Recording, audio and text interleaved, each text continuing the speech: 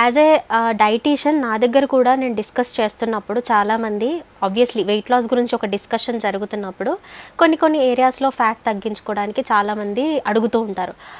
Wait లాస్తో పాటు madam కొంచెం పొట్ట తగ్గాలి, లేకపోతే థై ఫ్యాట్ తగ్గాలి మేడం, లేకపోతే ఆర్మ్స్ దగ్గర చాలా వరకు ఫ్యాట్ పేరుకుపోయి ఉంటుంది కొంతమందికి. సో ఇలా కొన్ని స్పాట్ రిడక్షన్స్ గురించి అడుగుతారు. నిజానికి చెప్పాలంటే టు బీ ఫ్రాంక్ ఎప్పుడు కూడా స్పాట్ రిడక్షన్ అనేది జరగదు. సో ఒకవేళ మీకు అలా ఎవరైనా ప్రామిస్ చేసినా కూడా you should not trust it, because spot reduction అనేది completely it's a fake thing. మీరు ఎప్పుడైతే మీ ఓవరాల్ బాడీ ఫ్యాట్ పర్సెంటేజ్ మీద, మజిల్ గ్రోత్ మీద, బాడీ టోనింగ్ మీద మీరు ఫోకస్ చేస్తారో అప్పుడే మీ బాడీ అనేది ప్రాపర్ షేప్కి వస్తుంది.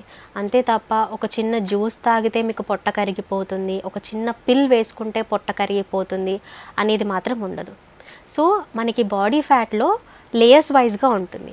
సబ్క్యూటేనియస్ ఫ్యాట్ అని, విజరల్ ఫ్యాట్ అని. సో ఈ విజరల్ ఫ్యాటే మనకి ఆర్గాన్ ఫ్యాట్ లాగా ఉంటుంది. అంటే ఇది కొన్ని ఏరియాస్ దగ్గర వెళ్ళిపోయి డిపాజిట్ అయిపోతుంది అనమాట. సో దీన్నే మనము మన భాషలో మొండి ఫ్యాట్ అని కూడా అంటూ ఉంటాం. సో ఆబ్వియస్లీ ఈ మొండి ఫ్యాట్ తగ్గాలంటే దానిపైన ఉన్నటువంటి లేయర్స్, బ్లడ్ స్ట్రీమ్లో ఉన్నటువంటి కొలెస్ట్రాల్స్ ఇవన్నీ ఫస్ట్ సెట్ అవ్వాలి. ఇవన్నీ సెట్ అయిన తర్వాతే మనము eventually organ fat, visceral fat అనేది తగ్గించుకునేటువంటి ఛాన్సెస్ ఉంటుంది.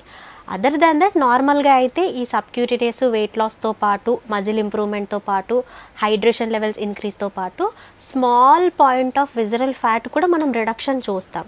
బట్ డైరెక్ట్గా ఒక పొట్ట తగ్గించుకునే ఎక్సర్సైజ్లు అవ్వచ్చు, లేకపోతే ఈ పలానా జ్యూసులు తాగితే పొట్ట తగ్గిపోతుంది, కంప్లీట్గా షేప్లోకి వచ్చేస్తాము అనేదైతే ఎక్కడా లేదు.